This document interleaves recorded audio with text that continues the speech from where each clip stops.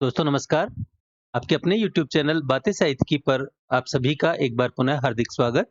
मित्रों, आज हम पढ़ेंगे उत्तर प्रदेश उच्चतर शिक्षा सेवा आयोग द्वारा आयोजित की जाने वाली सहायक आचार्य भर्ती परीक्षा के पाठ्यक्रम में सम्मिलित रहीम रचनावली, जिसके संपादक हैं सत्यप्रकाश मिश्र। उसमें संकलित कुछ दोहे।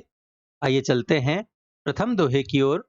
रहीम कहते हैं कि अनुचित वचन न मानिए, जदपि गुराइस गाढ़ी, है रहीम रघुनाथ ते सुजस भरत को बाढ़ी।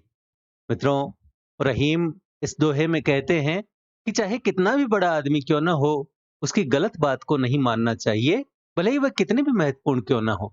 भगवान राम और भरत का उदाहरण देते हुए अपनी बात को पुष्ट करते हैं रहीम, और कहते हैं कि भगवान राम ने अपने पिता की बात मानते हुए वन गमन किया, पर फिर भी उनसे अधिक यश उस भरत को प्राप्त हुआ जिन्होंने मां की आज्ञा को ठुकरा कर राजपाट त्याग दिया। इसलिए गलत बात को नहीं मानना चाहिए। आगे रहीम कहते हैं कि एके साधे सब सधे, सब साधे सब जाए, रहीमन मूल ही सींच बो फूले फले अघाए। मित्रों, रहीम इस नीतिगत दोहे में एक महत्वपूर्ण बात कहते हैं कि मन को एक समय में एक विषय पर केंद्रित किया जाए तो उसमें सफलता असंदिग्ध है। एक समय में अनेक विषयों में बुद्धि लगाने से किसी में भी सफलता अर्जित नहीं की जा सकती। मित्रों, कहा भी गया है कि आधी छोड़ पूरी को ध्यावे, आधी मिले न पूरी पावे। इसलिए सदैव एकल सिद्धि करनी चाहिए, इसी से सब सिद्ध हो जाता है। रहीम कहते हैं कि एक को साधना ही पर्याप्त है, इससे सब सध जाते हैं। यदि सबको एक साथ साधने का प्रयास किया जाए तो सबसे हाथ धोना पड़ता है। पौधे को सींचने के लिए आवश्यक नहीं कि उसके तने, पत्तियों और फूलों की पंखुड़ियों को अलग अलग सींचा जाए। यदि ऐसा किया गया तो तय है कि पौधा नष्ट हो जाएगा। पौधे के मूल अर्थात जड़ को सींचना ही पर्याप्त है। इससे पौधा तृप्त होकर फलता फूलता है। रहीमन मूल ही सींचिबो, फूले फले अघाए। अगले दोहे में रहीम कहते हैं कि ए रहीम दर दर फिरहीं, मांगी मधुकरी खाही, यारो यारी छोड़िए, वे रहीम अब नाही। अर्थात रहीम दास जी कहते हैं कि मित्रों, अब मुझसे यारी छोड़ो, मैं नहीं निभा पाऊंगा, क्योंकि मैं अब वो रहीम नहीं रहा। अब तो मैं दर दर फिरता और भीख मांग कर खाता हूं।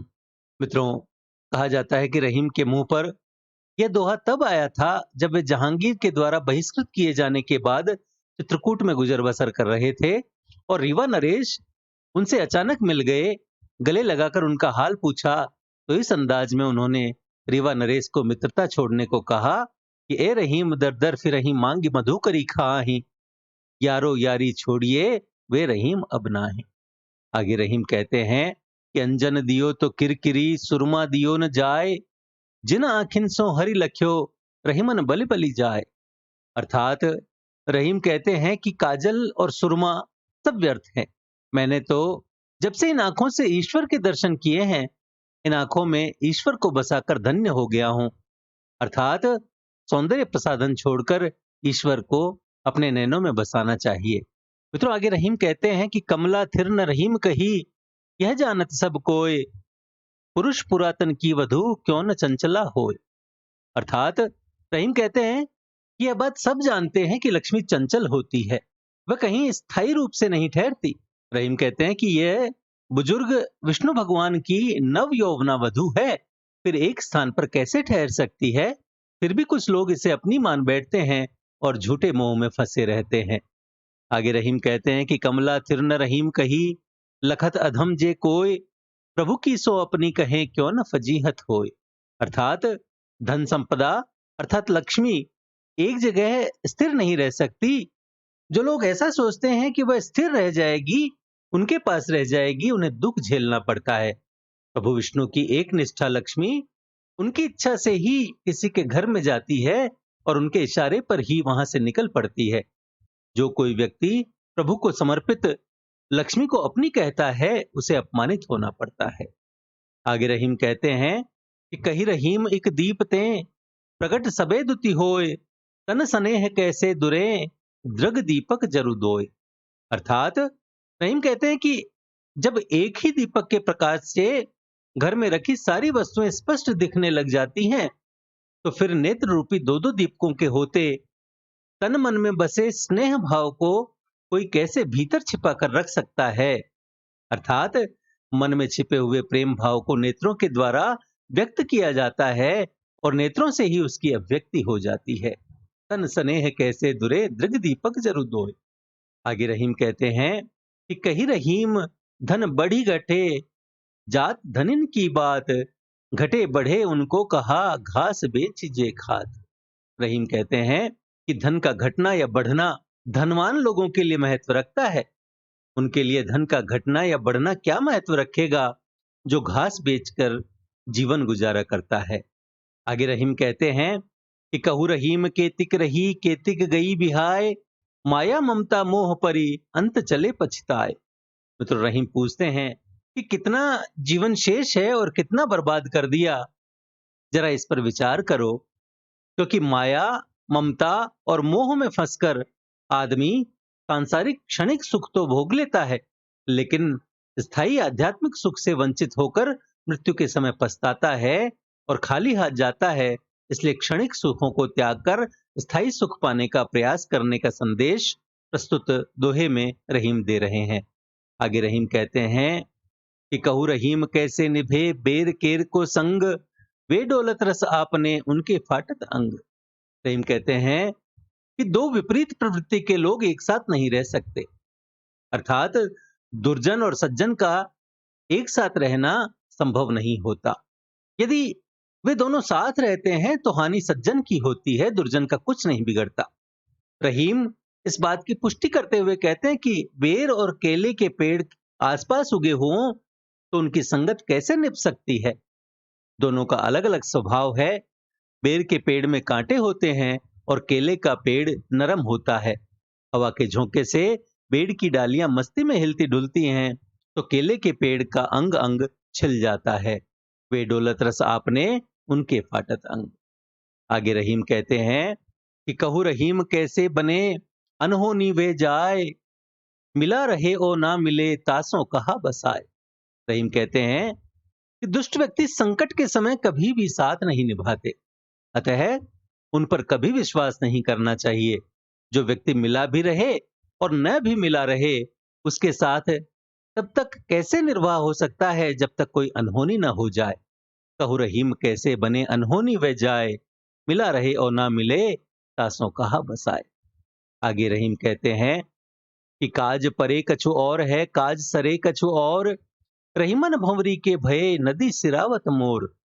मित्रों, रहीम कहते हैं कि यह संसार बहुत मतलबी है। जब काम पड़ता है तो उसका व्यवहार कुछ अलग होता है और काम निकल जाने पर वह अपने पूर्व के व्यवहार के विपरीत व्यवहार करता है। लोग अपना काम अटकने पर बड़ा ही मधुर और स्नेह सम्मानपूर्ण व्यवहार करते हैं और काम निकलने पर मुंह फेर लेते हैं, पूछते तक नहीं। मित्रों, हिंदू विवाह पद्धति में विवाह के अवसर पर दूल्हा अपने सिर पर मोर बांधकर कन्या के घर जाता है। वहां वर और कन्या अग्नि की परिक्रमा करते हैं या फेरे लेते हैं। फेरे लेने से पहले जिस मोर को सम्मान के साथ सिर पर धारण किया जाता है, उसे फेरे लेने के बाद नदी में प्रवाहित कर दिया जाता है। इसलिए रहीम कहते हैं कि यह संसार मतलबी है।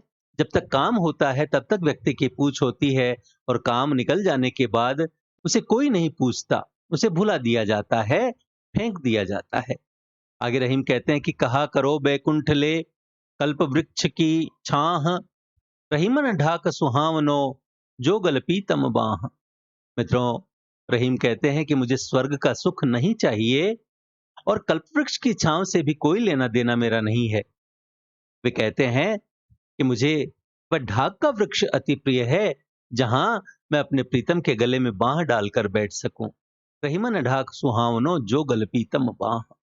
आगे रहीम कहते हैं कि कैसे निभहें निबल जन करी सबलन सो गैर, रहीमन बसी सागर विसे करत मगर सो बैर। मित्रों, सहजोर के साथ बैर बिसाहने से कमजोर का कैसे निभा होगा। सबल दबोच लेगा निर्बल को। समुद्र के किनारे रहकर यह तो मगर से बैर बांधना हुआ। इसलिए रहीमदास जी कहते हैं कि जिस प्रकार सागर में रहने पर मगरमच्छ से वैर अर्थात दुश्मनी करने पर निर्बल जंतुओं की ही हानि होती है, उसी प्रकार कमजोर व्यक्ति ताकतवर व्यक्ति से दुश्मनी करने पर अपना निर्वाह कैसे कर सकता है। आगे रहीम कहते हैं कि खीरा सिरते काटिए, मलियत नौन लगाए, रहीमन करुवे मुखन को चाहियत यही सजाए। मित्रों, मीठे बोल का अपना महत्व है। मीठा बोलकर किसी का भी हृदय पलक झपकते ही जीता जा सकता है। फिर भी लोग कटु वचन बोलने से कतराते नहीं और अपना ही अहित करते हुए उन्हें जरा भी दुख नहीं होता। रहीम कड़वा बोलने वाले को पसंद नहीं करते। वे कहते हैं कि खीरे का सिर काटकर उस पर नमक मला जाता है ताकि उसका कड़वापन नष्ट हो जाए। खीरा सिर ते काटिए, मलियत नौन लगाए, रहीमन करवे मुखन को चाहियत यही सजाए। वे कहते हैं कि यदि ऐसा न किया जाए तो खीरा खाने की योग्य नहीं होता, और इसलिए वे सुझाव देते हैं कि कटु बोलने वाले के मुंह को भी यही सजा दी जानी चाहिए, यानी जब तक वह मीठा न बोले उसके मुंह में नमक भरते रहना चाहिए। आगे रहीम कहते हैं कि खैर खून खांसी खुशी, बैर प्रीति मदपान, रहीमन दाबे ना दबे, जानत सकल जहान। मित्रों, 7 बातें ऐसी हैं जो किसी की लाख कोशिशों के बावजूद गुप्त नहीं रह सकती, छुप नहीं सकती। ये 7 बातें हैं खैर अर्थात सेहत। मित्रों, खैर का एक अर्थ कत्था भी होता है, और इसलिए यहाँ कत्थे का दाग भी अर्थ लगाया जा सकता है।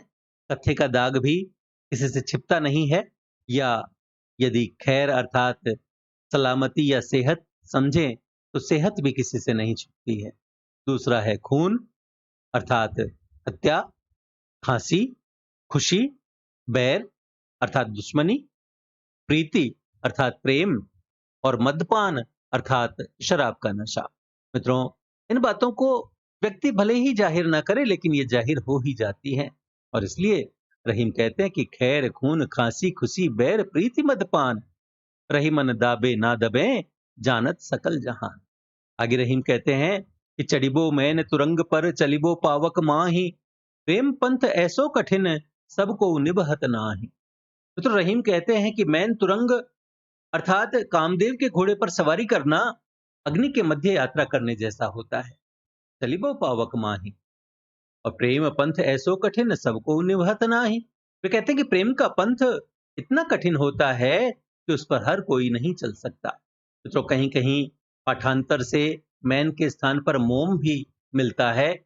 यदि यहाँ मोम मान लिया जाए तो भी बात वही आती है कि प्रेम का पंथ बहुत कठिन होता है, मानो मोम के घोड़े पर सवार होकर अंगारों पर चलना, आग पर चलना। तो रहीम कहते हैं कि जिसमें विश्वास हो, लगन हो, पक्का इरादा हो, केवल वही ऐसे मार्ग पर आगे बढ़ सकता है। अर्थात प्रेम भक्ति का मार्ग बहुत कठिन होता है, इसकी कठिनाइयों को पार कर लेने वाला मुक्त हो जाता है। आगे रहीम कहते हैं, जे गरीब सो हित करे, धनी रहीम बे लोग, कहा सुदामा बापुरो कृष्ण मिताई जो। मित्र रहीम कहते हैं कि जो लोग गरीबों की मदद करते हैं, हर संभव तरीके से उनके हित की बात सोचते हैं, वे धन्य हैं। ऐसे लोग महान होते हैं। मित्र सुदामा एक गरीब व्यक्ति थे और कृष्ण द्वारिका के राजा थे, लेकिन कृष्ण ने मित्रता निभाई, और आज उन दोनों की मित्रता के किस्से बड़ी ही महानता से सुनाए जाते हैं। निर्धन सुदामा से मित्रता करके कृष्ण ने उसकी निर्धनता दूर की, इसी से वे दीन बंधु कहलाए। आगे रहीम कहते हैं कि जे रहीम विधि बढ़ किए, हो कई दूषण काढ़ी, चंद्र दूबरो कुबरो तऊ नखत्ते बाढ़ी। मित्रों, रहीम प्रस्तुत दोहे में कहते हैं कि विधाता ने जिसे बड़ाई देकर बड़ा बना दिया, उसमें कोई दोष नहीं निकाल सकता। चंद्रमा भले ही दुबला और कुबड़ा क्यों न हो, चंद्र दूबरो कुबरो तऊ नखत्ते बाढ़े, फिर भी सभी तारों से, सभी नक्षत्रों से अधिक प्रकाश देता है। इसलिए जिसे विधाता ने बड़ाई देकर बड़ा बना दिया, उसमें दोष नहीं निकाला जा सकता। आगे रहीम कहते हैं कि जो बड़ेन को लघु कहें, नहीं रहीम घट जाहि, गिरधर मुरलीधर कहें, कछ दुख मानत नाही। मित्र रहीम कहते हैं कि बड़े लोगों को अगर छोटा भी कह दिया जाए तो भी वे बुरा नहीं मानते। उदाहरण देते हैं कृष्ण का। कृष्ण ने गोवर्धन पर्वत धारण किया था, इसलिए वे गिरधर कहलाए, और मुरली बजाने के कारण, मुरली अपने होठों पर धरने के कारण उन्हें मुरलीधर भी कहा जाता है। यदि तुलना की जाए पर्वत की और मुरली की, तो दोनों में रात दिन का अंतर है। रहीम कहते हैं कि कृष्ण को गिरधर अर्थात गिरी को धारण करने वाला कृष्ण उसे मुरलीधर भी कह दिया जाता है, लेकिन कृष्ण की महानता पर इसका कोई फर्क नहीं पड़ता। और इसलिए रहीम कहते हैं कि जो बड़ेन को लघु कहें, नहीं रहीम घट जाहें, गिरधर मुरलीधर कहें, कछ दुख मानत नाहें। आगे रहीम कहते हैं कि जो रहीम उत्तम प्रकृति का करी सकत कुसंग, चंदन विष व्यापत नहीं, लपटे रहत भुजंग। तो रहीम कहते हैं कि जो व्यक्ति अच्छे स्वभाव का होता है, उसे बुरी संगत भी बिगाड़ नहीं पाती। चंदन के वृक्ष का उदाहरण देते हैं और कहते हैं कि जिस प्रकार जहरीले सांप चंदन के वृक्ष से लिपटे रहने पर भी उस पर कोई जहरीला प्रभाव नहीं डालते, उस पर अपना विष नहीं छोड़ पाते, क्योंकि चंदन अच्छे स्वभाव का होता है, सुगंध देने वाला होता है, और उस सुगंध के कारण उसके चारों ओर सांप लिपटे रहते हैं, फिर भी चंदन के वृक्ष पर, चंदन की लकड़ी पर उन सांपों का कोई प्रभाव नहीं पड़ता। आगे रहीम कहते हैं कि जो रहीम ओछो बढ़े तो अति ही इतराए, प्यादे सो फर्जी भयो, टेढ़ो टेढ़ो जाए। मित्रों, ओछे लोग जब प्रगति करते हैं तो बहुत इतराते हैं। रहीम कहते हैं कि शतरंज की बिसात में प्यादा कोई खास अहमियत नहीं रखता, लेकिन वही प्यादा जब फर्जी अर्थात वजीर कहे जाने वाला शतरंज का मोहरा बन जाता है तो वह टेढ़ी चाल चलने लगता है। इसलिए रहीम कहते हैं कि ओछे लोग प्रगति करते हैं तो वे बहुत इतराते हैं। जो रहीम ओछो बढ़े तो अति ही इतराए, प्यादे सो फर्जी भयो, टेढ़ो टेढ़ो जाए। आगे रहीम कहते हैं कि जो रहीम गति दीप की, कुल कपूत गति सोए, बारे उजियारो लगे, बढ़े अंधेरो होए। मित्रों, दीपक के चरित्र के जैसा ही कुपुत्र का भी चरित्र होता है। दोनों ही पहले तो उजाला करते हैं, पर बढ़ने के साथ साथ अंधेरा होता जाता है। मित्रों, यहाँ बारे और बढ़े शब्द के दो अर्थ हैं, इसलिए यहाँ श्लेष उपस्थित है। बारे का अर्थ है जलने पर और बचपन, और बढ़े का अर्थ है बड़ा होने पर और बुझने पर। मित्रों, इस आधार पर यहाँ पर श्लेष अलंकार है। आगे रहीम कहते हैं कि तरवर फल नहीं खात हैं, तरवर पियहि न पान, कही रहीम पर काज हित, संपत्ति सच ही सुजान। मित्रों, रहीम के अनुसार सज्जन लोग अपने सुख के लिए संपत्ति का संचय नहीं करते, वे केवल परोपकार के लिए ही धन अर्जित करते हैं। रहीम अपने इस मत के पक्ष में वृक्ष और सरोवर का उदाहरण देते हैं। वृक्षों पर लगने वाले फल को वृक्ष स्वयं नहीं खाते, अन्य प्राणी ही उनका आनंद लिया करते हैं। इसी प्रकार सरोवर भी अपने जल को स्वयं नहीं पीते, उनके जल से पशु पक्षी और मनुष्य ही अपनी प्यास बुझाया करते हैं। और इसलिए रहीम कहते हैं कि तरवर फल नहीं खात है, सरवर पिए न पान, कही रहीम पर काज हित, संपत्ति सच ही सुजान। आगे रहीम कहते हैं कि पात पात को सींचिबो, बरी बरी को लौन, रहीमन ऐसी बुद्धि को कहो बरेगो कौन। मित्रों, वृक्ष की वृद्धि के लिए उसके पत्ते पत्ते को नहीं सींचा जाता और ना ही एक एक बड़ी में नमक डाला जाता है, बल्कि पूरी पीठी में एक साथ नमक मिलाया जाता है। रहीम दास जी कहते हैं कि जो लोग पत्ते पत्ते को सींचते हैं और बड़ी बड़ी में नमक मिलाते हैं, उनकी निंदा होती है। इसलिए जड़ को सींचना चाहिए और पीठी में एक साथ नमक मिलाना चाहिए, तभी सार्थक फल मिलता है। आगे रहीम कहते हैं कि बड़े दीन को दुख सुने, लेत दया उर आनी, हरि हाथी सो कब हुतो, कहु रहीम पहचान। मित्रों, रहीम कहते हैं कि बड़े लोग जब किसी गरीब का दुख सुनते हैं तो उनके हृदय में दया उमड़ आती है। भगवान की कब जान पहचान थी ग्राह से ग्रस्त गजेंद्र अर्थात हाथी के साथ, किंतु वे तुरंत दौड़ पड़े। मित्रों, महान लोगों की यही विशेषता है कि वे जब किसी गरीब का दुखड़ा सुनते हैं तो उनके हृदय में दया उमड़ आती है और वे उनकी सहायता के लिए तुरंत दौड़ पड़ते हैं। बड़े दीन को दुख सुने, लेत दया उर आनी, हरि हाथी सो कब हो तो कहु रहीम पहचान। आगे रहीम कहते हैं कि यह रहीम माने नहीं, दिल से नवाजो होए, चीता चोर कमान के नए ते अवगुण होए। तो रहीम कहते हैं कि यह आवश्यक नहीं कि कोई व्यक्ति यदि आपसे झुककर विनम्रता से बात करता है तो वह व्यक्ति दिल से भी वास्तव में विनम्र हो, अर्थात मन नहीं मानता कि इनका झुकना सच्चा होता है, क्योंकि चीते का, चोर का और कमान का झुकना अनर्थ से खाली नहीं होता। चीता हमला करने के लिए पहले झुककर कूदता है, चोर घर का भेद प्राप्त करके विश्वासघात करने के लिए मीठा वचन बोलता है, और कमान अर्थात धनुष झुकने पर ही तीर चलाता है। कहने का तात्पर्य यह है कि दुष्ट लोगों की दिखावटी विनम्रता दूसरों के लिए घातक ही होती है। ऐसे लोगों से सावधान रहना चाहिए। यह रहीम माने नहीं, दिल से नवाजो होए, चीता चोर कमान के नए ते अवगुण होए। आगे रहीम कहते हैं कि रहीमन अब वे बिरछ कहें जिनकी छाह गंभीर, बागन बिच बिच देखियत सेहुड़ कुंज करिए। मित्रों, रहीम कहते हैं कि वे पेड़ आज कहाँ हैं जिनकी घनी छाया होती थी। अब तो इस संसार रूपी बाग में कांटेदार सेहुड़, कटीली झाड़ियां और करील देखने में आते हैं। मित्रों, कहने का तात्पर्य यह है कि सज्जन और परोपकारी लोग अब नहीं रहे, जो अपने सत्कर्मों से इस जगत को सुखी रखने का जतन किया करते थे। अब तो ओछे लोग ही अधिक मिलते हैं जो सुख नहीं दुख ही देते हैं।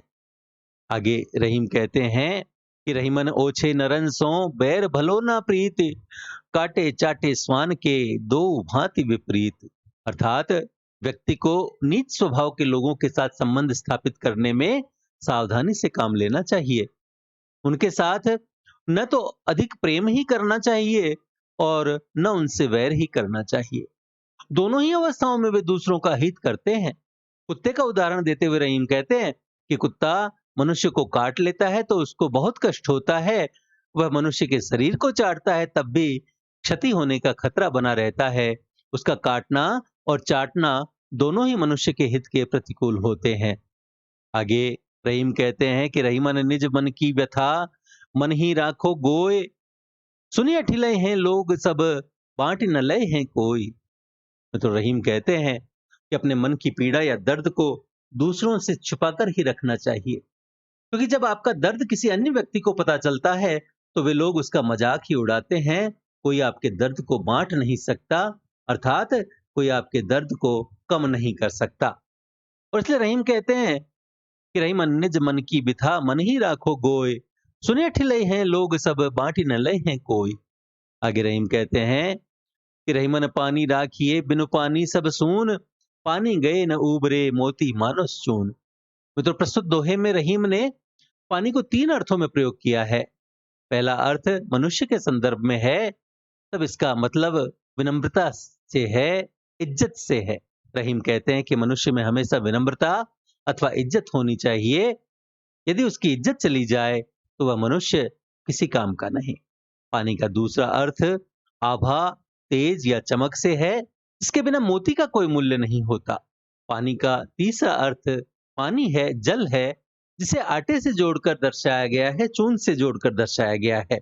तो रहीम कहते हैं कि जिस तरह आटे का अस्तित्व पानी के बिना नहीं हो सकता, मोती का मूल्य उसकी आभा के बिना नहीं हो सकता, उसी तरह मनुष्य को भी अपने व्यवहार में हमेशा पानी अर्थात विनम्रता रखनी चाहिए, इज्जत रखनी चाहिए, जिसके बिना उसका मूल्य नहीं होता। मित्रों, यहाँ पानी शब्द में श्लेष का प्रयोग किया गया है। आगे रहीम कहते हैं कि रहीमन बहु भेषज करत, व्याधि न छांडत साथ, खगमृग बसत अरोग बन, हरि अनाथ के नाथ। मित्रों, रहीम कहते हैं कि बहुत से पैसों से इलाज करवा लिया, परंतु रोग काया को नहीं छोड़ता। भेषज अर्थात इलाज या औषधि करवाना, व्याधि न छांडत साथ, लेकिन रोग काया को नहीं छोड़ रहा है, शरीर को नहीं छोड़ रहा है। और खग मृग बसत अरोग बन, हरि अनाथ के नाथ। लेकिन रहीम कहते हैं कि अनेक पशु पक्षी वन में निरोग और स्वस्थ निवास करते हैं, ईश्वर अनाथों के भी स्वामी हैं। मित्रों, प्रस्तुत दोहे में रहीम बहुत ही गंभीर चिंतन प्रस्तुत करते हैं। पशु पक्षी अपने काम नियम से करते हैं, बशर्ते मनुष्य उन्हें करने दे। वह अपने निर्धारित समय पर उठकर भोजन और पानी ग्रहण करते हैं। उनकी निद्रा, भ्रमण और अन्य कार्यों के समय और नियम निश्चित हैं। मुर्गा सुबह उठकर बांग देता है, गाय सायंकाल अपने समय पर जब घर लौटती है तो उसे ही गोधूली बेला कहते हैं। सुबह दाने की तलाश में अपने घरोंदों से निकले पक्षियों को अपने छत पर आवाज करते आप देख सकते हैं। इसलिए उन्हें कभी चिकित्सा की आवश्यकता नहीं पड़ती। तथाकथित विकास और आधुनिकता ने हमें जीवन के नियमों और समय से परे कर दिया है। इस अनियमित दिनचर्या ने ही हमारे जीवन में मानसिक तनाव पैदा किया है, जो कई बीमारियों को उत्पन्न करता है। इसलिए रहीम संदेश देते हैं कि यदि हमें निरोग रहना है तो पशु पक्षियों की तरह नियमित दिनचर्या का पालन करना होगा और अपने आप को उस ईश्वर के हाथ छोड़ देना होगा क्योंकि हरि अनाथ के साथ, क्योंकि ईश्वर अनाथों के भी स्वामी हैं। आगे रहीम कहते हैं कि रहीमन मांगत बड़न की, लघुता होत अनूप, बलिमख मांगन को गए धरि बामन को रूप। रहीम कहते हैं कि बड़े लोग मांगते समय छोटे बन जाते हैं और उनका यह छोटापन भी अनोखा होता है, लघुता होत अनूप। और उदाहरण देते हैं कि बलिमख मांगन को गए धरि बामन को रूप। यज्ञ करते हुए राजा बलि से जब विष्णु भगवान 3 पैर जमीन मांगने गए थे, तो बामन अर्थात बौने का रूप धारण करके गए थे, और वह रूप भी बड़ा ही अनूप है। रही मन मांगत बड़न की, लघुता होत अनूप, बलिमख मांगन को गए धरि बावन को रूप। आगे रहीम कहते हैं कि रहीमन मार्ग प्रेम को मत मतहीन मझाव, जोडगी है तो फिर कहूं नहीं धरने को पाऊं। मित्रों, रहीम कहते हैं कि यह मार्ग प्रेम का मार्ग है। प्रेम का मार्ग अत्यंत खतरनाक खाइयों वाला बीहड़ है। कोई ना समझ इस पर पैर ना रखे। क्यों? क्योंकि रहीम कहते हैं कि यदि डगमगा गए तो फिर पैर रखने की जगह नहीं है। अर्थात बहुत ही समझबूझकर और धीरज और दृढ़ता के साथ प्रेम के मार्ग पर पैर रखना चाहिए, उस पर चलना चाहिए। प्रेम के मार्ग में प्राण बलिदान करने को तैयार रहना चाहिए। आगे रहीम कहते हैं कि रही मन रहीला की भली, जो पर से चित लाए, परसत मन में लो करे, सो मैदा जरी जाए। रहीम कहते हैं, यदि प्रेम पूर्वक मन से चने भी भोजन के रूप में परोसे जाएं, तो वह खाने वाले को अत्यधिक स्वादिष्ट और रुचिकर लगते हैं। मित्रों, रहीला अर्थात चना, अपवित्र मन अर्थात खोट से परोसे गए स्वादिष्ट भोजन का स्वाद भी खाने वाले को जले हुए मैदे जैसा प्रतीत होता है। मित्रों, प्रस्तुत दोहे में सम्मान के महत्व को रेखांकित किया गया है। हमें अपना हृदय दूषित नहीं बल्कि निर्मल और निश्चल रखना चाहिए। सम्मान के साथ जो कुछ मिल जाए, भले ही छोटी वस्तु हो, उसे पाकर सुखद एहसास होता है, किंतु निरादर सहित दी गई मूल्यवान वस्तुओं को स्पर्श करने तक की इच्छा नहीं होती। आगे रहीम कहते हैं कि रहीमन वहां न जाइए जहां कपट को हेत, हम तन ढारत ढेकुली, सींचत अपनो खेत। मित्रों, प्रस्तुत दोहे में रहीम ऐसी जगह न जाने को कहते हैं जहां छल कपट हो सकता है। ऐसी जगह परिश्रम करके जो कुछ अर्जित किया जाता है उसे छल कपट से छीन लिया जाता है। वहां श्रम का कोई फल नहीं मिलता। श्रम करता है ऊधो और फल पर अधिकार जमाता है माधो। मित्रों, रहीम कहते हैं कि वहां बिल्कुल नहीं जाना चाहिए जहां लोग कपट से अपना हित साधते हैं। रहीमन वहां न जाइए जहां कपट को हेत। वे कहते हैं कि हम तंडारत ढेकुली, सींचत अपनो खेत। ढेकुली से खींचकर कुएं से पानी तो हमने निकाला, पर हमें उसका कोई लाभ नहीं हुआ, क्योंकि हमारे निकाले गए पानी से कोई कपटी अपना खेत सींच रहा था।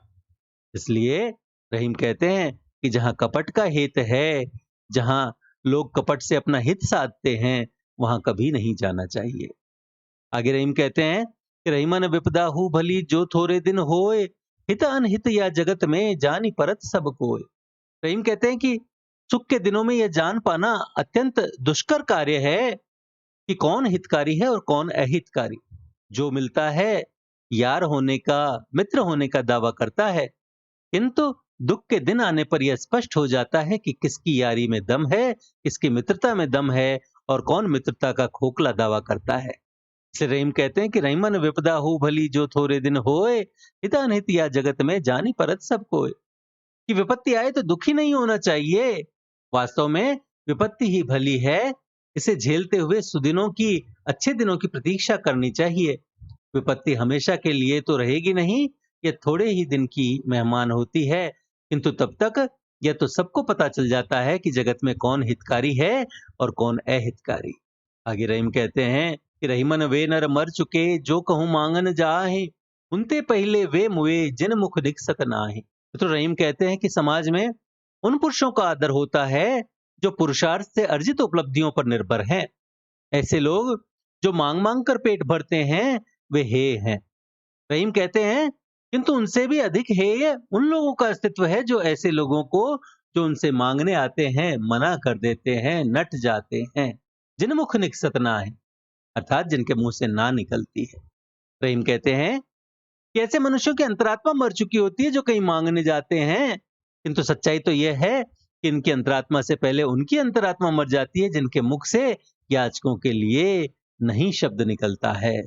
अगले दोहे में रहीम कहते हैं कि होत कृपा जो बड़ेन की, सो कदाचि घट जाए, तो रहीम मरिबो भलो, यह दुख सहो न जाए। मित्रों, रहीम कहते हैं कि यदि बड़ों का अपनापन, प्यार, दुलार मिले तो जीवन सुखद हो जाता है, परंतु यदि किसी कारण से उनका प्यार न मिले तो जीवन दुखमयी हो जाता है। इससे अच्छा तो मर जाना है, क्योंकि यह दुख असहनीय है। होत कृपा जो बड़ेन की, सो कदाचि घट जाए, तो रहीम मरिबो भलो, यह दुख सहो न जाए। आगे रहीम कहते हैं कि होय न जा की छाह डिग, फल रहीम अति दूर, बढ़िहूं सो बिनु काज ही, जैसे तार खजूर। मित्रों, ताड़ और खजूर की चर्चा करते हुए रहीम कहते हैं कि ताड़ और खजूर के पेड़ न तो किसी को छाया दे पाते हैं और न इनके फल सरलता से तोड़े जा सकते हैं। फिर ऐसी ऊंचाई का क्या लाभ? ऐसी लाभहीन उच्चता न हो तो भली। क्या हुआ जो बहुत बड़े हो गए? बेकार है ऐसा बढ़ जाना, बड़ा हो जाना ताड़ और खजूर की तरह। छां जिसकी पास नहीं और फल भी जिसके बहुत दूर दूर हैं। होय न जा की छाह डिग, फल रहीम अति दूर, बड़ी हूं सो बिनु काज ही, जैसे तार खजूर। तो मित्रों, ये थे डॉक्टर सत्य प्रकाश मिश्र द्वारा संपादित रहीम रचनावली से कुछ पद, कुछ दोहे, जो उत्तर प्रदेश उच्चतर शिक्षा सेवा आयोग द्वारा आयोजित की जाने वाली सहायक आचार्य भर्ती परीक्षा के पाठ्यक्रम में सम्मिलित हैं। आशा है आपको हमारा यह प्रयास पसंद आया होगा। वीडियो को लाइक करें, अपने मित्रों के साथ साझा करें। पीडीएफ तथा अन्य सहायता के लिए हमसे टेलीग्राम पर जुड़ें। बातें साहित्य की चैनल को सब्सक्राइब करें और भविष्य के सभी वीडियोस की सूचना अपने तक सबसे पहले पहुंचाने के लिए घंटी वाला बटन दबाएं और देखते रहें बातें साहित्य की। धन्यवाद।